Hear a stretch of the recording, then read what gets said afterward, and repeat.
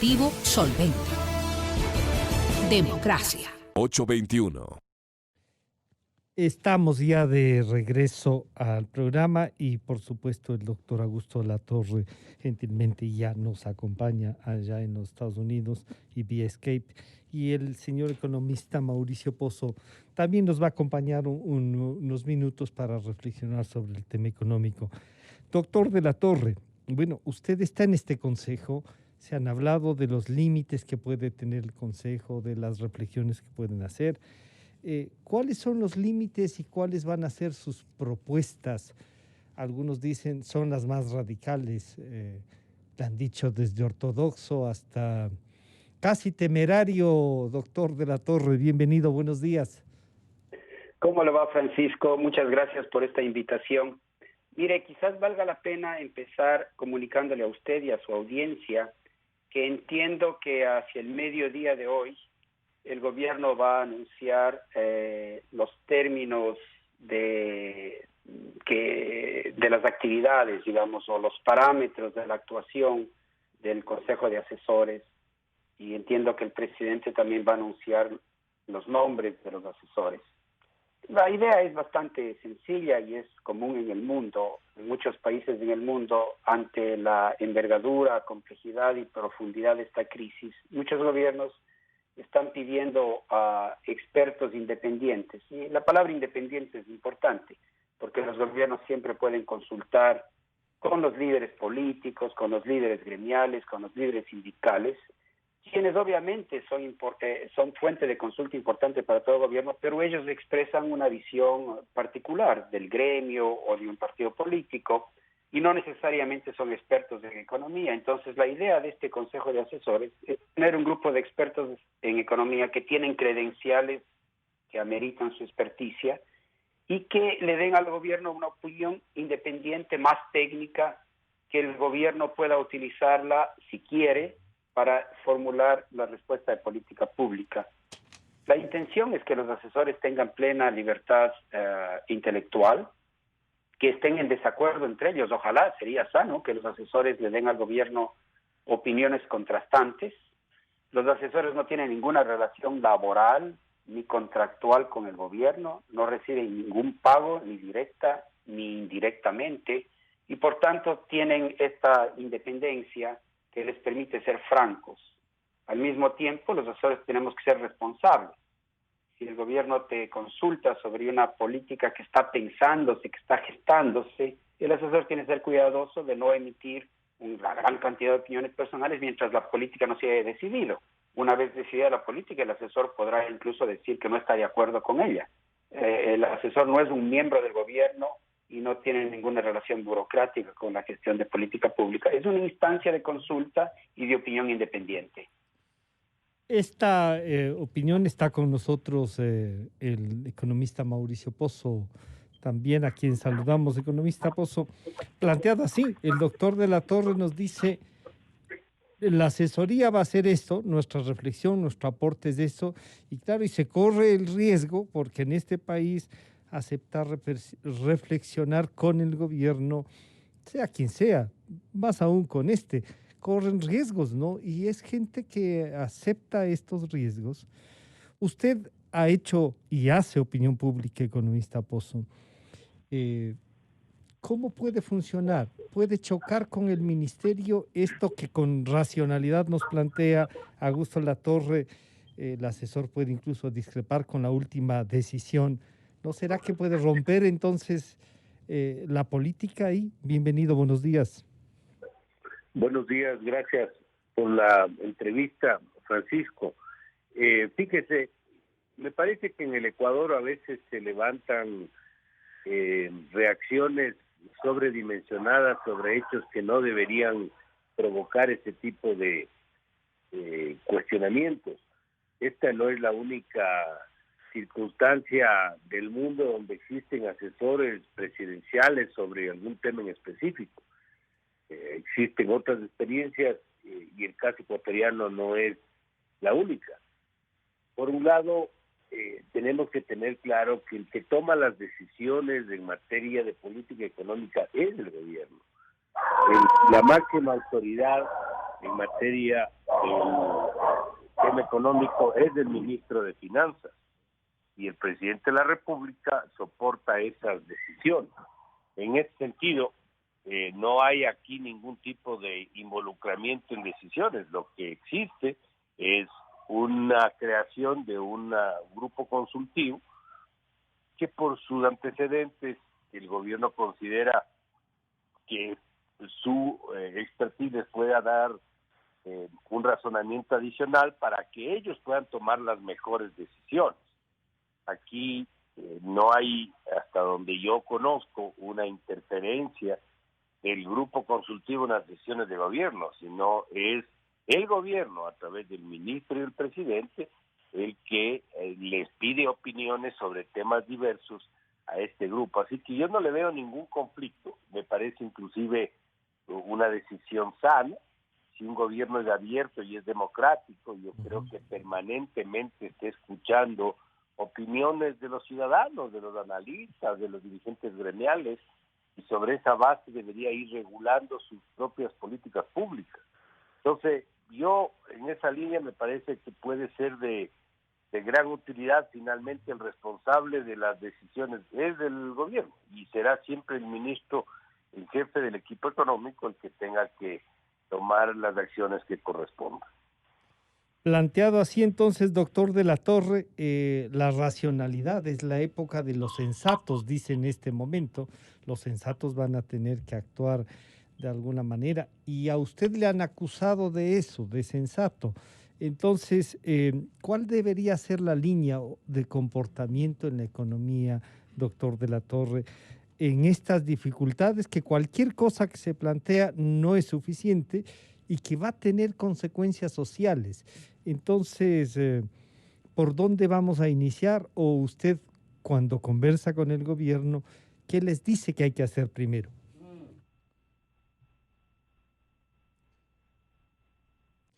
Creo que el micrófono está apagado, doctor de la Torre.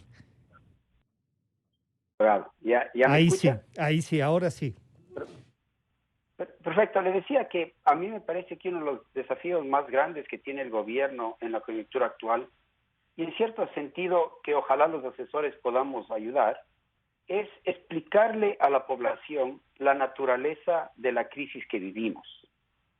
Creo que el entendimiento de la complejidad, la profundidad, los desafíos que esta crisis presenta es un entendimiento limitado.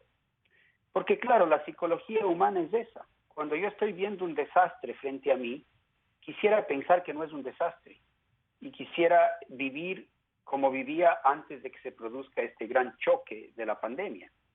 Entonces, parte del proceso me parece que es un proceso pedagógico, un proceso de tener una conversación cívica, razonada, basada en buena lógica, en buena evidencia, en donde los ecuatorianos podamos informarnos entre todos de la naturaleza del problema que tenemos, los espacios de maniobra que tenemos.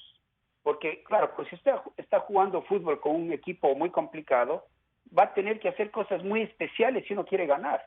Entonces, con esta gran crisis, tenemos un espacio bien angosto para acertar y tenemos un espacio muy amplio para equivocarnos.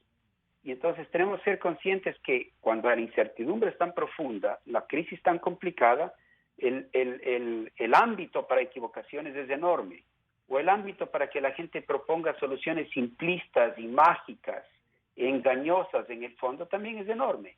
Entonces, hoy más que nunca la sociedad ecuatoriana necesita una alta capacidad de debate, de entendimiento mutuo, de razonamiento y de civilidad. Y eso es complicado para el Ecuador, porque el Ecuador vive en una democracia efervescente, donde las cuotas de poder a veces importan mucho más que el bien común. Y nos toca ahora una disciplina nacional de darnos cuenta que estamos en una honda crisis, que si no la resolvemos bien, vamos a tener un problema enorme de pobreza, de indigencia, de desempleo, de informalidad, que va a ser una frustración social enorme. Entonces tenemos que tratar de evitar lo peor, mantenerle a la economía lo más viva posible, proteger lo que más podamos la creación de empleo y evitar y manejar el tema de la pobreza que se nos viene. Francisco, yo le digo, el número de ecuatorianos que se van a unir a la población pobre va a ser muy grande. Y el Ecuador necesita preocuparse de sus pobres, de sus vulnerables. El Ecuador no puede ignorarlos. Si queremos ser una nación, necesitamos comportarnos como una nación. Y tenemos que entender que esta crisis nos va a dejar una cicatriz muy honda de problemas socioeconómicos, problemas de desempleo, problemas de informalidad, problemas de ingresos laborales y problemas de pobreza y desigualdad. Y entonces la política pública no puede desconocer esos temas al tiempo que resuelve problemas de otro tipo. El problema fiscal, el problema de la deuda, el problema de la recuperación económica, etcétera, el problema del financiamiento externo. Entonces el universo de los problemas es complejo. Y espero que uno de los roles de los asesores sea un rol pedagógico, parecido al que ya juega naturalmente mi gran amigo Mauricio Pozo, que es uno de los mejores pedagogos económicos que hay en el país. Claro, Mauricio, y usted comparten la ventaja es esta, ¿no? A través de los medios reflexionan, Mauricio incluso se arriesga, a veces le hinca la parte política y se arriesga. Y yo creo que eso es lo importante. Economista Pozo, dicho esto, entonces, ¿qué plantearía? ¿Qué reflexiones sobre lo fiscal, el tema de la deuda, la disciplina que nos plantea Augusto Latorre? Y en este espacio también, ¿qué hacemos con la seguridad social? En esos puntos le pediría una reflexión, economista Pozo.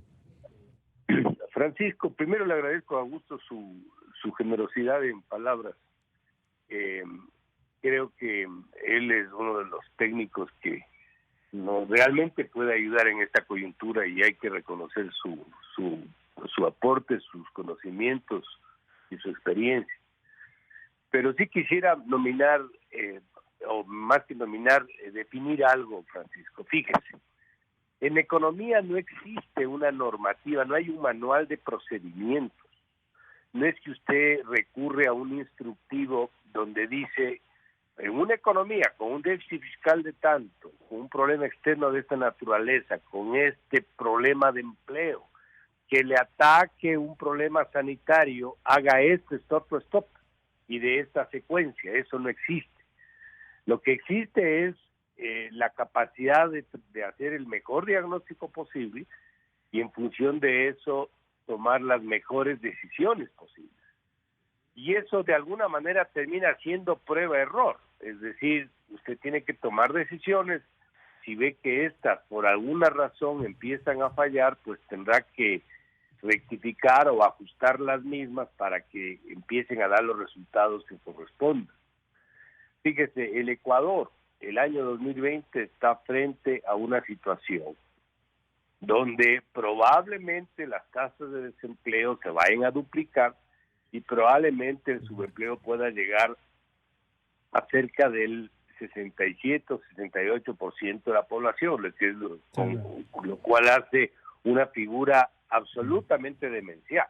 Claro, y algo que no hemos dicho, que viene aparejado con esto, es el tema de la delincuencia.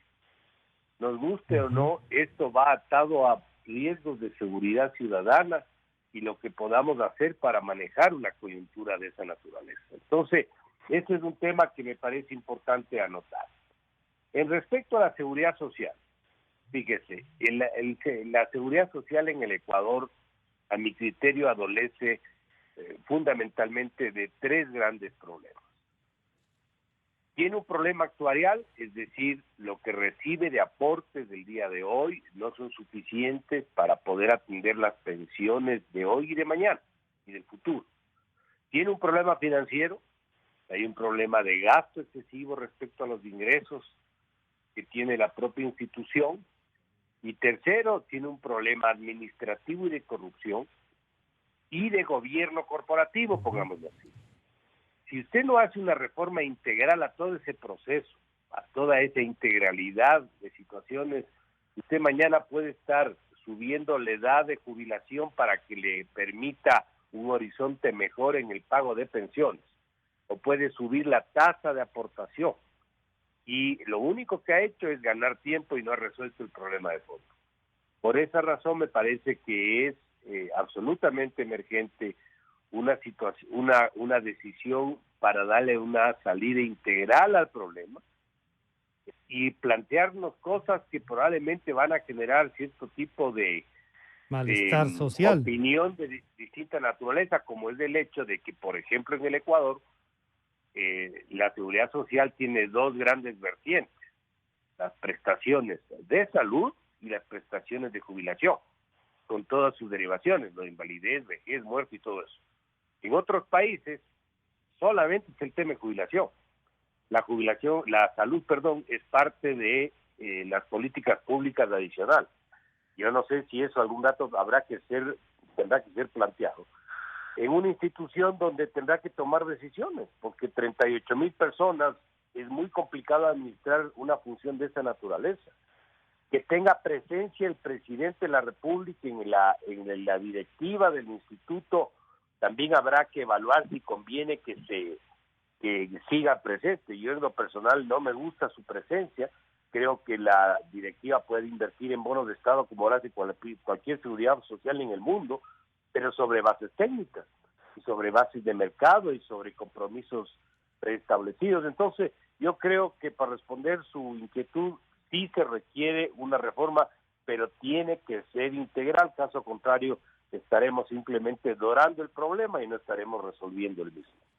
Economista Latorre, entonces la política fiscal puede ser manejada con ajustes al interior. Cuando se habla de eso, se habla de cómo bajar la masa salarial y claro, ahí dicen se puede hacerlo, el presidente y los ministros se bajan el sueldo a la mitad. Oiga, no es un tema de salario del presidente y sus ministros. ¿Cómo bajamos la masa salarial?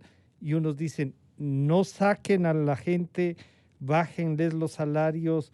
Y alguien me recordaba, en el Uruguay llegaron a tener 2 horarios de 4 horas cada uno para atender en la función pública.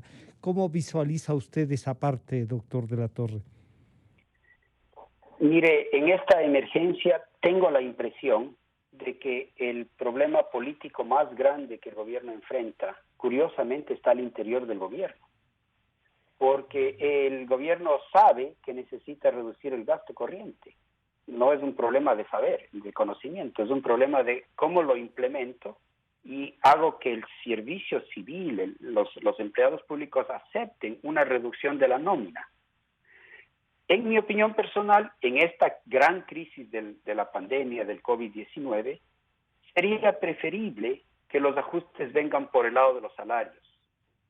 El gobierno ya ha propuesto una reducción de jornadas que le da algo, pero creo que no va a ser suficiente, porque tenemos que acordarnos que los ingresos del gobierno central han caído casi a la mitad. Entonces, simplemente no hay dólares con los cuales el gobierno puede pagar todos los gastos que estaban en el presupuesto original. Entonces, todavía le queda al gobierno una tarea políticamente complicada, encontrar el camino para reducir particularmente la nómina. Y creo que vamos a tener, en algún momento que la política lo permita, vamos a tener que aceptar una reducción de salarios, parecida a la que se hizo en España, o que se hizo en Portugal, o que se hizo en Italia, o que se hizo en Latvia, cuando estos países se enfrentaron, países que no usan moneda propia. España e Italia usan el euro, que no es de ellos no pueden imprimir euros.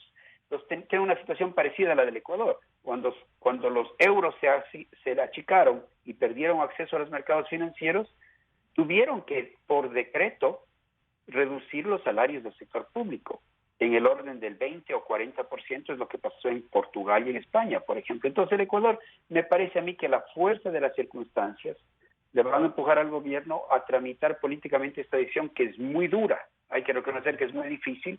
Pero y como decía, usted ahí incluiría a todos, Fuerzas Armadas, policía, maestros, salud y todo, porque algunos dicen, bueno, pero oigan, en plena pandemia cuidemos a la salud, los otros cuidemos la educación, los otros, si algo no se puede recortar, es la seguridad. ¿Se puede, políticamente es correcto eso, doctor de la Torre? El problema político es complicadísimo, Ya. pero si me pregunta desde el punto de vista técnico, Claro. yo creo que lo mejor sería aceptar una reducción de los salarios como lo hizo España o Portugal y dar un bono temporal a los trabajadores que están en la primera línea de defensa. ¿Y por cuántos años sería esta reducción para que sean recuperables? ¿En cuánto tiempo sería ahí? Sí, ahí el tema va a ser que vamos a tener que ir, no podemos predecir cuánto tiempo vamos a necesitar para salir de esta crisis. Entonces me parece a mí que sería más sensato hacer una reducción dejando abierto el periodo y dar un bono a la gente que está en la primera línea, a quienes les debemos la vida. Los trabajadores de la salud, los policías, deberían tener una compensación temporal, pero en general la masa salarial debería achicarse. Quiero hacer un punto que me parece importante, Francisco. Hay una conexión muy estrecha entre el recorte del gasto fiscal y la recuperación de la economía que no se ha trabajado suficiente en el debate público, y a mí me gustaría enfatizarlo. La recuperación de la economía, del empleo, de la producción, etcétera, va a depender de apoyos crediticios que el gobierno pueda organizar con base a los financiamientos que consigue en el exterior. Entonces, para poder transferir a este programa de apoyo crediticio para la recuperación de la economía los recursos que reciben en el exterior, es menester que el gobierno no se los use completamente en financiar su propio déficit. Entonces, si el gobierno no consigue hacer los recortes del gasto, la mayor parte de los desembolsos del financiamiento nuevo que consigue en el exterior van a ser consumidos dentro del Estado.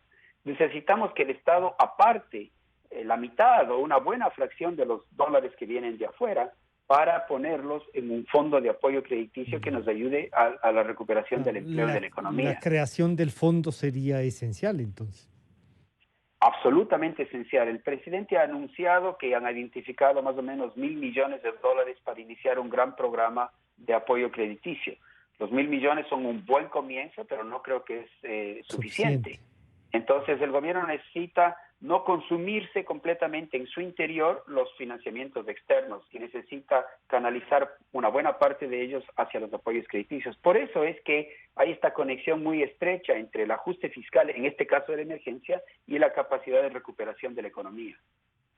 Economista Pozo, yo sé que usted ya mismo nos tiene que abandonar, pero le pediría que reflexione sobre esto, ¿no? ¿Se puede reducir los salarios, así como nos plantean? Es una decisión política muy dura, pero creo que hay conciencia. Y habrá conciencia, qué sé yo, por ejemplo, Fuerzas Armadas y Policía o el sector de la salud, tomando en cuenta lo que dice el doctor de la Torre, ¿no? Un bono específico para los de la primera línea.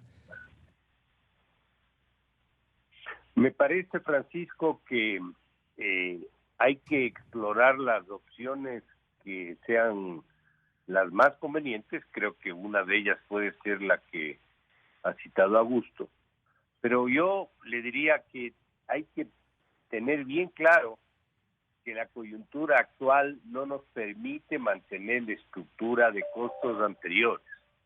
Es decir, lo mismo que está sufriendo el empresario pequeño, mediano, grande, de no poder pagar su nómina, de no poder pagar sus obligaciones bancarias, no poder pagar a sus proveedores, y que ahora se ve en la necesidad de acordar, por ejemplo, una redefinición de la jornada laboral para que eso le permita de alguna manera abaratar sus costos y mantenerse activo, no cerrar la empresa, y que la gente tampoco pierda su empleo. Esta realidad, con las tonalidades que correspondan, es también real en el sector público. Mantener una nómina equivalente al 9% del PIB en una coyuntura donde solamente por los ingresos que no van a entrar por concesiones, por petróleo y por impuestos, es un golpe de cerca de $8.000 millones del presupuesto del Estado. Es inmanejable. Es decir, fíjese que solamente por estos tres conceptos ni siquiera llega a cubrir el valor de la nómina anual. Entonces, en esas condiciones, es imposible mantener las circunstancias que estaban previstas, y es correcto también decir que los recursos que vayan a entrar, que no se vayan a consumir en la esfera pública, porque se requiere canalizar los mismos al sistema privado, a la producción, para que ésta sufra lo que menos pueda. Y en ese sentido hay una alternativa. Una alternativa es, señores, no hay cómo pagar a los 500,000 empleados públicos, pues tienen que retirarse.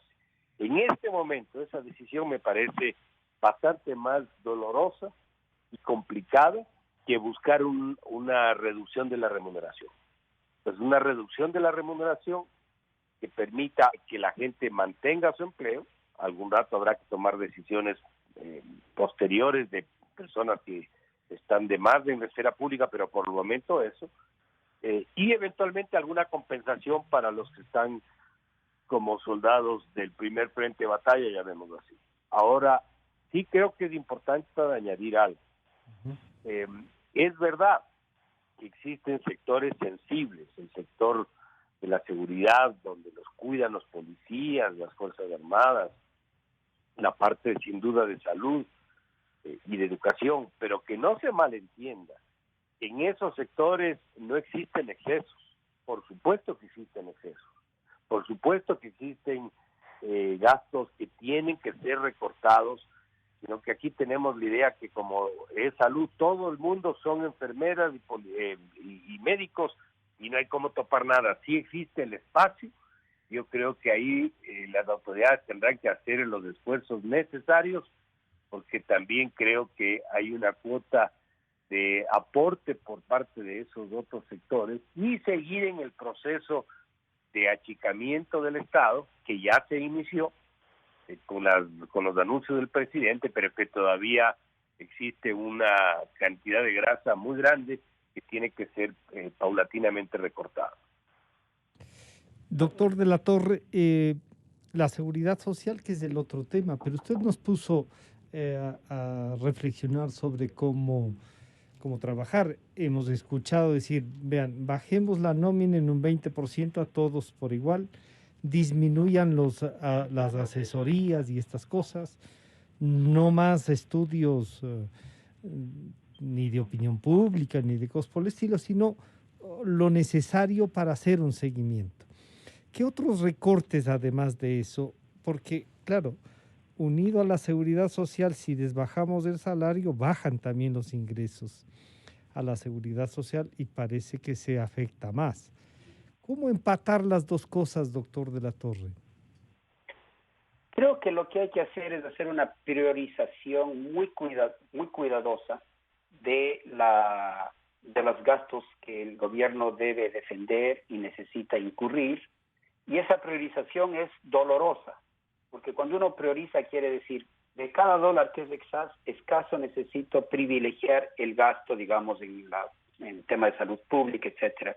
Y eso quiere decir que hay otras partes, otras esferas del gobierno que van a tener que aceptar un recorte. Entonces, ese trámite político es el complicado. Pero en cuanto a la seguridad social que usted menciona, el escenario que a mí más me preocuparía es un escenario que, por no poder hacer los ajustes que necesitamos hacer en el sector público y en la economía y en la política pública, etcétera, tengamos un crecimiento exorbitante de la informalidad.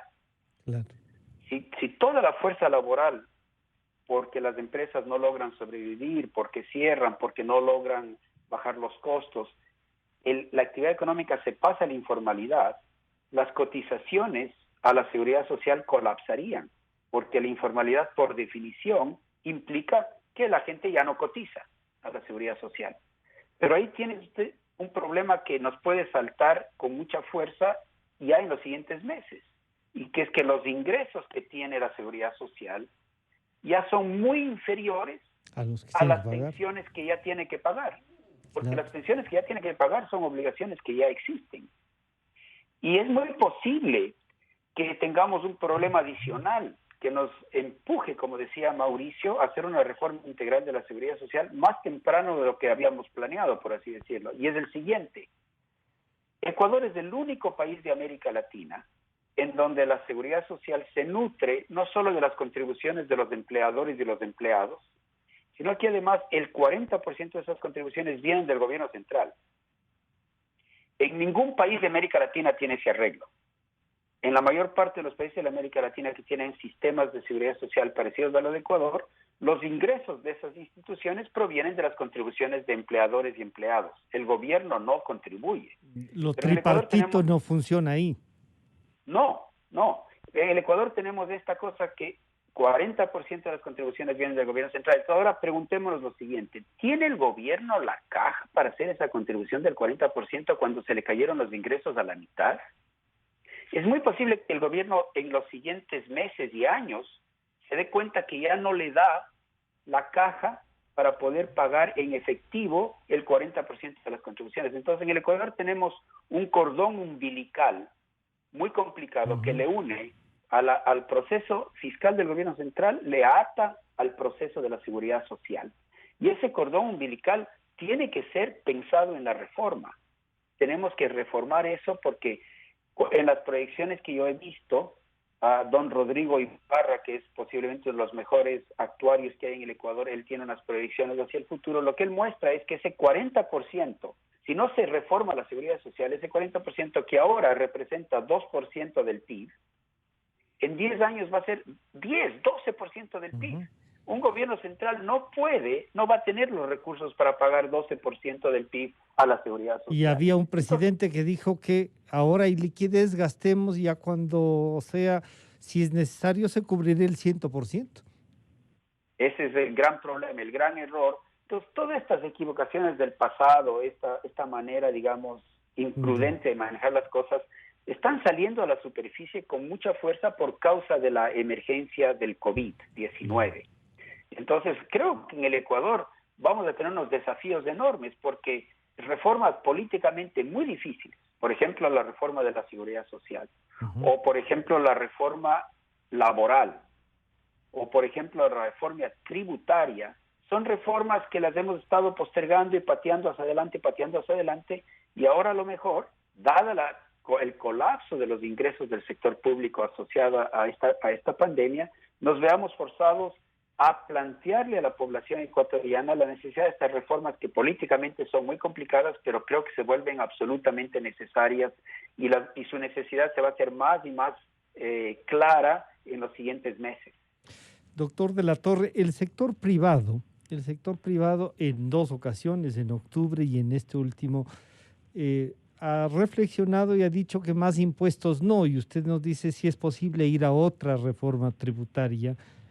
La hemos tenido en estos últimos 14 años, creo que hasta 2 por año, pero más dinero el sector privado no quiere, se ha negado absolutamente, y claro, les hace falta liquidez, no quieren cerrar las empresas, y entre otras cosas, lo primero que se hace es, les vamos a esperar el pago de la seguridad social, no les eliminamos los intereses de eso.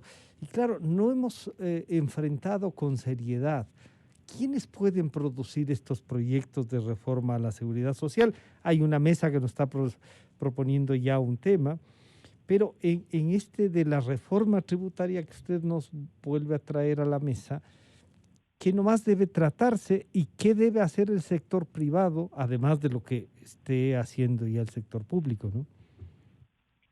Mire, Francisco, creo que hay que distinguir entre la etapa de la emergencia y digamos, las reformas estructurales para el futuro. En la emergencia, para ser realistas, yo creo que va a ser muy difícil que durante la emergencia podamos tramitar reformas profundas a la seguridad social, al mercado laboral y a la estructura tributaria.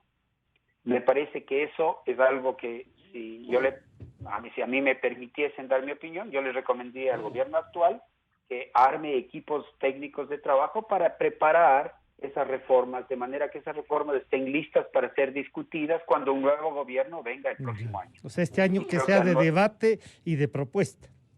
De debate y de preparación de cuerpos legales que creo que deben discutirse con intensidad, porque estos son parte del contrato, son parte del corazón del contrato social.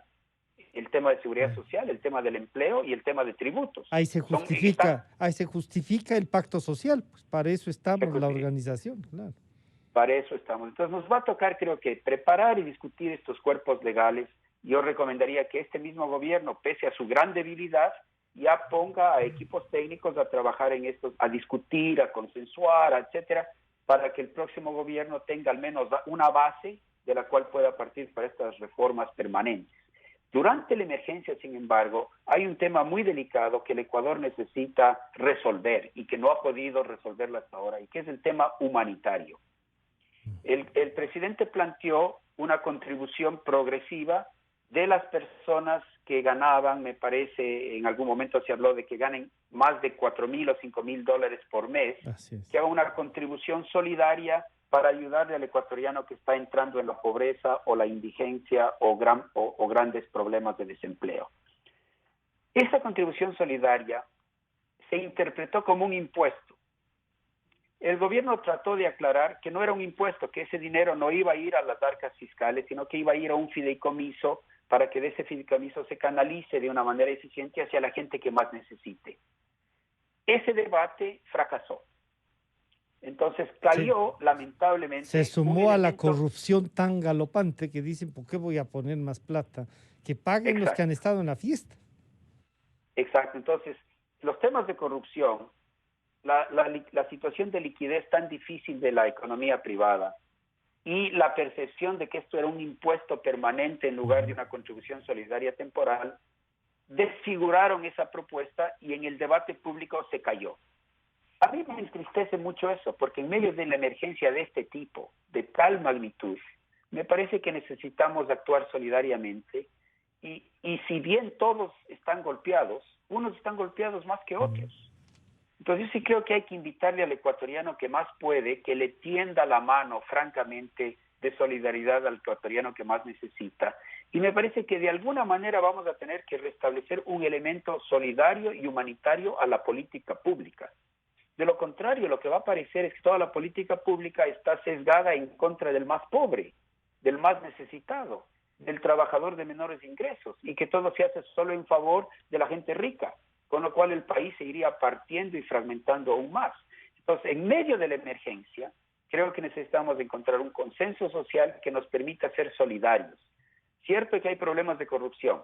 Es cierto que el Estado es muy gordo y tiene mucha grasa y no se ha achicado. Es cierto que esto no debería ser un impuesto, sino una contribución solidaria canalizada fuera de del presupuesto hacia el tema humanitario. Pero me parece a mí que lo mínimo de una sociedad que se llama a sí mismo nación tenga un elemento de solidaridad.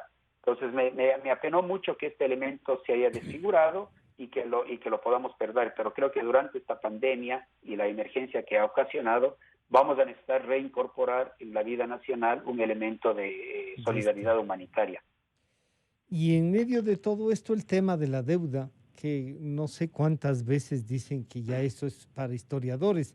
Desde el retorno a la democracia, cada vez se soluciona el tema de la deuda. Pero claro, ahora tenemos una deuda que es una mochila bastante pesada y que hemos visto que se hacen esfuerzos, ¿no? Pero ahora mismo se discute, ¿se debió o no se debió haber pagado lo que se pagó? Y esto de los rip-offs, ¿funcionan o no, doctor de la Torre? Uno puede tener opiniones distintas sobre la sabiduría o digamos, si fue una buena idea o no que el gobierno en el pasado haya contratado estos repos. Estas son operaciones de financiamiento estructuradas en donde el financiamiento está respaldado por algún tipo de un activo subyacente, decimos los economistas, que en ese caso en el caso del RIPO del que se hablaba, fueron unos bonos que se dieron en colateral o en garantía de esta operación. Yo tengo la idea, mi sugerencia al gobierno sería la siguiente. Cuando se trate, en todos los contratos de deuda pública del país, del gobierno, deberían ser públicos. Uno debería poder ir al sitio web del Ministerio de Finanzas y revisar el contrato de endeudamiento, porque cada contrato de endeudamiento tiene sus particularidades, sus cláusulas, etcétera. Y en particular es necesario que se hagan públicos los contratos de operaciones estructuradas, porque son más complicadas. Por ejemplo, las que se hicieron con China, en donde hay un financiamiento para el país, pero hay una vinculación a una entrega de petróleo. Las cláusulas de ese contrato son más complicadas, es más importante que la ciudadanía entienda y es más importante Y que eso esos contratos. parece que ni el ministro de Finanzas conocía, ni ha logrado conocer. Mire, ahí hay un misterio para mí que tiene que ver con el tiempo del gobierno de Correa. Ujú. Antes del gobierno de Correa, cuando yo fui gerente del Banco Central en el gobierno de Sixto Durán Ballén, lo que yo me acuerdo es que por ley tenían que hacerse públicos todos los contratos de deuda. Sí. O sea, era ilegal mantenerlos escondidos. Pero alguna decisión que se tomó durante el gobierno de Correa declaró estas operaciones estructuradas que se hicieron con China como si fueran contratos reservados. Y se hizo algún cambio legal ahí que ha dado opacidad a esta esfera del endeudamiento público. En la medida en que el gobierno pueda, y yo no conozco todos los detalles, pero mi recomendación sincera y fuerte al gobierno sería haga público todos los contratos que ya se han firmado de deuda pública para que la discusión sobre esos contratos esté hecha sobre bases reales. Pero eso se Yo le ha no puedo. pedido 3 años y no. Y el ministro a veces ha dicho, el ministro de Finanzas, no se puede, no hay cómo. Y yo mismo no conozco hasta para cuantificar la deuda. No sabíamos cómo llegar a la cifra que ya más o menos han llegado, doctor de la Torre. Así es, me parece que hay algún tipo de obstáculo legal que creo que hay que superar. Por el bien del país creo que debemos ir a la completa. El tema de la deuda externa es tan sensible, Ujú. tan complicado, sobre el cual se hacen tantas historias, algunas verdaderas, algunas falsas, que al país le conviene el mayor grado de transparencia. ¿Está en la cláusula o no está en la cláusula? Bueno, puede ser que hayan habido equivocaciones y que se hicieron algunas operaciones que tal vez no fueron las mejores. Está bien, pero ahora nos toca enfrentar esta situación como país responsablemente y tomar las mejores decisiones para el país frente a algunas operaciones que se hicieron en el pasado y que tal vez no fueron las mejores, pero necesitamos enfrentarlas bien porque de que las enfrentemos bien va a depender que podamos conseguir más financiamiento en el futuro, que lo necesitamos desesperadamente. El país, creo yo, en mi opinión, números gruesos, va a necesitar desembolsos frescos de dólares que vienen de afuera en el orden de 5 a 6 mil millones de dólares por año. Entonces nosotros necesitamos mantener esos flujos hacia el país abiertos. Y una manera de mantener acceso a esos flujos es comportarse con seriedad, con transparencia, con profesionalismo con respecto a los contratos de deuda que se hicieron en el pasado y que en muchos casos de esos hay que renegociarlos. Hay que reperfilarlos. Usted diría que esos 18.000 millones de dólares que están en bonos circulando, esos son los que hay que primero renegociarlos, después viene lo de los gobiernos y entre lo de los gobiernos está el tema de la China, que a veces uno dice, no, es con los bancos de la China, entonces uno dice, ¿y el modelo chino qué es? Si no es es otro país, no es un banco privado de la China el que nos hace, es la China misma, ¿no es cierto? ¿Cómo? Y manejar geopolíticamente también esos temas. Entonces, manejamos los 18.000 millones de dólares de los bonos, por un lado, y ojalá todos logremos que estén de acuerdo, y con la China lo otro que usted ha dicho, incluso transparentando el tema. Sí, yo creo que me permito sugerir que para facilitar la conversación sobre este tan delicado tema, distingamos 4 tipos de deuda. ¿Ya? Y Porque, la interna también, entonces ahí. sí, entonces 5. Si le ponemos Ya. interna son 5 Ah, tipos de ya. deuda. Entonces, de la externa veamos 4 tipos de deuda que a mí me parece que cada uno de ellos necesita un Un tratamiento tratamiento. diferencial. Sí. Entonces, primero tenemos la deuda de mercado en forma de bonos, los tenedores de bonos. Esa es una deuda privada en donde ya hemos hecho un diferimiento y no estamos pagando ni intereses ni capital desde que se anunció el diferimiento, y antes de septiembre el Ecuador tiene que hacer un planteamiento a los tenedores de deuda en donde vamos a tener que pedirles un alivio. Ya. Ojalá podamos conseguir el más grande alivio. ¿Y por qué tenemos que hacer eso? Porque de ese mercado de bonos no vamos a conseguir ningún financiamiento nuevo. Entonces, si fuéramos a conseguir grandes cantidades de financiamiento del mercado de bonos, entonces la historia sería distinta. Pero como esa no va a ser una fuente de financiamiento para el Ecuador, entonces lo que nos toca es patear esa deuda hacia adelante y conseguir un alivio lo más grande posible. Esa es la primera deuda. El segundo tipo de deuda son operaciones, les llamamos estructuradas, que se hicieron en el pasado en donde entonces tenía algún tipo de vinculación. Entonces, los repos que fueron materia de la discusión del pasado y esas operaciones en donde hubo alguna conexión con el oro, ¿cierto? Que también son swaps o repos, son operaciones estructuradas más complicadas. Esas son separadas de los bonos y hay que tratarlas a cada una por separado. Y ahí es donde le conviene al gobierno ser absolutamente transparente, explicarle al país en qué consistieron esas operaciones, explicarle al país qué opciones tenemos y cuál de las opciones, por así decirlo, es la menos mala o la mejor para el país. Y ser muy transparentes en eso y hacer una transparentación completa. Segundo tipo de deuda. Tercer tipo de deuda es la deuda que el país tiene con gobiernos, especialmente con China, pero también con gobiernos europeos, con Estados Unidos, etcétera. Ese tipo de deuda se conoce en el vocabulario internacional como la deuda bilateral. Esa deuda bilateral debería verse a la luz de la posibilidad de que podamos recibir dinero fresco de esas fuentes. Entonces, si China, y creo que China puede ser una fuente potencial de desembolsos nuevos y frescos que vienen al país, con ellos tenemos que hablar de distinta manera, porque si ellos nos van a dar plata, nosotros tenemos que ser cuidadosos de cómo hablamos de la deuda pasada. Tenemos que ser cuidadosos de que el modo como tratamos de deuda pasada no nos cierre la puerta a nuevos financiamientos. Entonces, con China creo que hay que irse moviendo poco a poco a una relación financiera que sea positiva para el país, en donde ojalá en el futuro podamos hacer operaciones financieras que no estén vinculadas al petróleo, pero China hasta ahora ha hecho eso con todo el mundo, con África, con los países emergentes, con el Ecuador. Las operaciones financieras que China ha hecho han estado vinculadas a algún suministro de materia prima, de minerales o de petróleo. Ese ha sido el estilo de China. Entonces, esto es un proceso que va a estar evolucionando y por eso tenemos que asegurarnos de ser cuidadosos, porque creo que de China debemos tratar de conseguir parte de los $5,000 millones por año que yo le decía anteriormente. Y el cuarto tipo de deuda es la deuda multilateral, con el Fondo Monetario, con el Banco Mundial, con el BID, con la CAF, que es la fuente quizás más importante que tenemos en estos 2 o 3 siguientes años de financiamiento.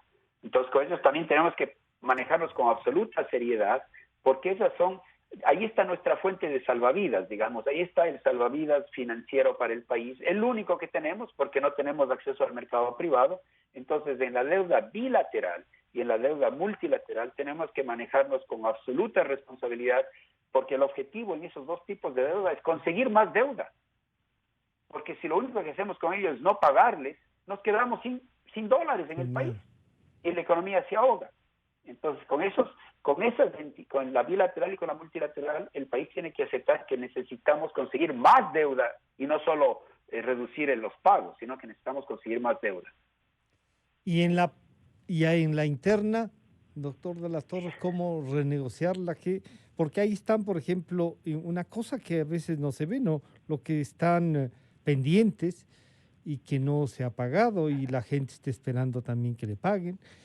¿Todo eso también es deuda o no?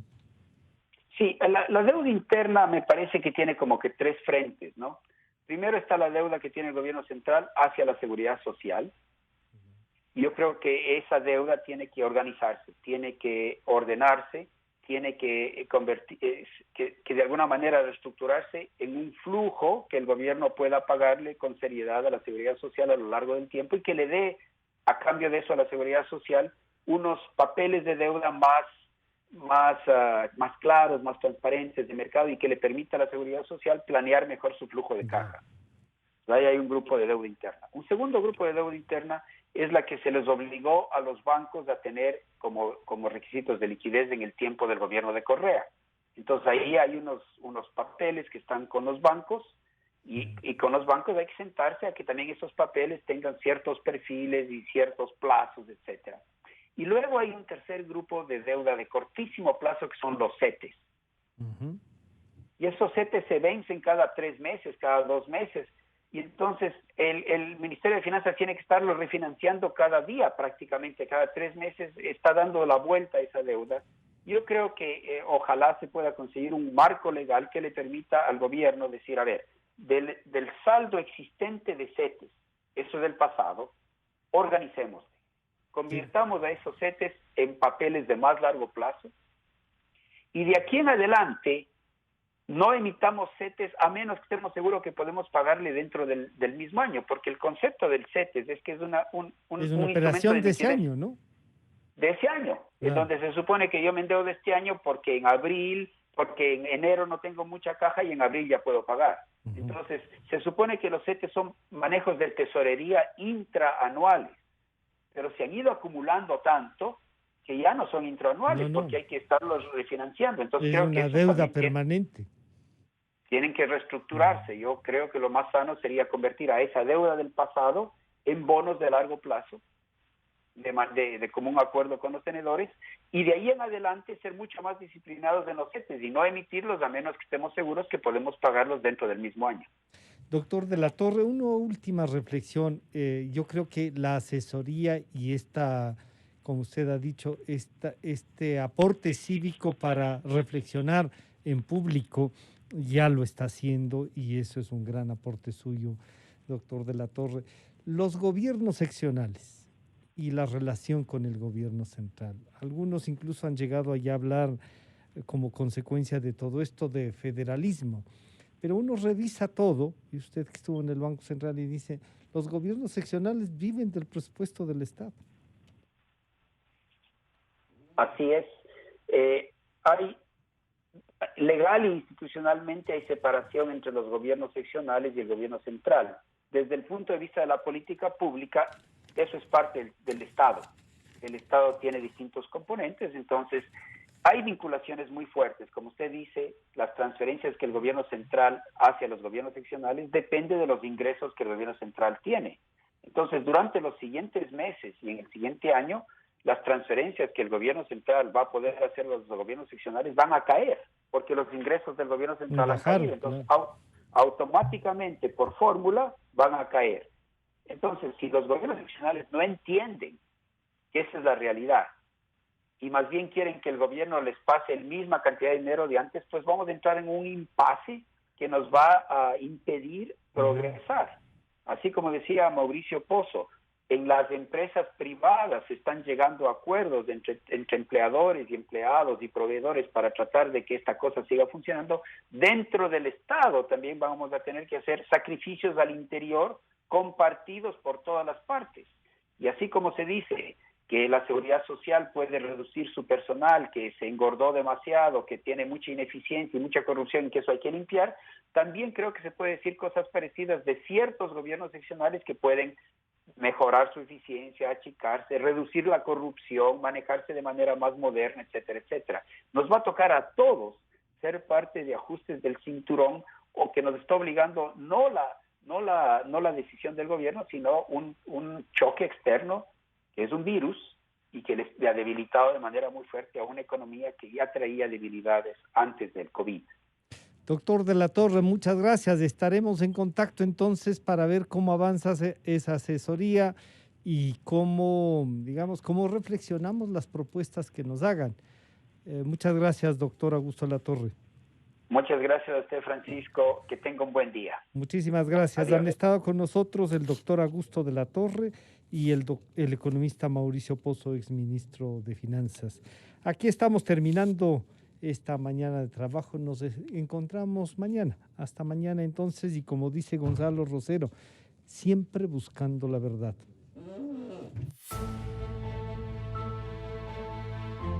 Prepárate.